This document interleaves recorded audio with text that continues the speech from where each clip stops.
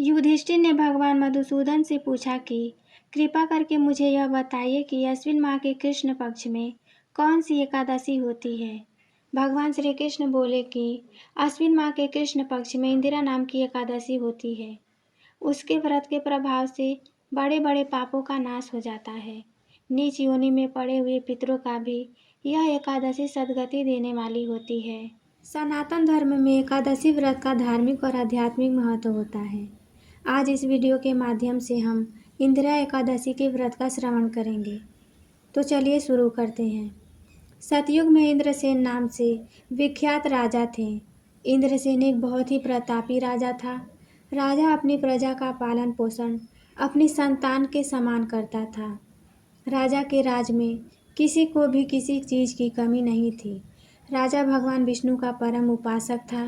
एक दिन अचानक नारद मुनि के राजा का इंद्रसेन की सभा में आगमन हुआ। नारद मुनि राजा के पिता का संदेश लेकर आया था। इसके बाद वे इस प्रकार बोले, मैंने तुम्हारे पिता को देखा था। वे व्रत भंग के दोष से नरक आए थे। राजन, उन्होंने तुमसे कहने के लिए एक संदेश दिया है, उसे सुनो। उन्होंने कहा है कि इंदिरा के व्रत का पुण्य देकर मुझे स्वर्ग में भेजो। उनका यह संदेश लेकर मैं तुम्हारे पास आया हूँ। राजन, अपने पिता को स्वर्ग लोक की प्राप्ति कराने के लिए इंदिरा का व्रत करो। राजा ने पूछा कि कृपा करके इंदिरा का व्रत बताइए, इसे किस प्रकार करना चाहिए। नारद जी ने बताया कि अश्विन माह के कृष्ण पक्ष की दशमी के दिन प्रातःकाल श्रद्धा पूर्वक स्नान आदि से निवृत्त होकर पुनः दोपहर को नदी आदि में जाकर स्नान करें।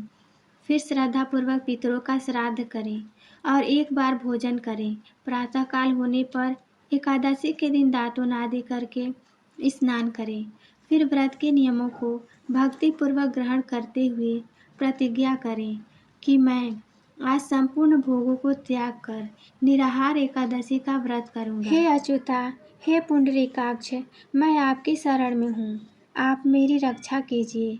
इस प्रकार नियम पूर्वक शालिग्राम की मूर्ति के आगे विधि पूर्वक श्रद्धा करके योग्य ब्राह्मणों को फलाहार का भोजन कराएं और दक्षिणा दें। पितरों के श्राद्ध से जो बच जाए उसको सूंघकर गौ को दें तथा धूप दीप गंध पुष्प नैवेद्य आदि सब सामग्री से ऋषिकेश भगवान का पूजन करें। रात में भगवान के निकट जागरण करें। इसके पश्चात द्वादशी के दिन प्रातः काल होने पर भगवान का पूजन करके ब्राह्मणों को भोजन कराएं। भाई बंधु स्त्री और पुत्र सहित आप भी मौन होकर भोजन करें। नारद जी कहने लगे कि हे राजन, इस विधि से यदि तुम आलस्य रहित होकर इस एकादशी का व्रत करोगे तो तुम्हारे पिता अवश्य ही स्वर्ग लोक को जाएंगे।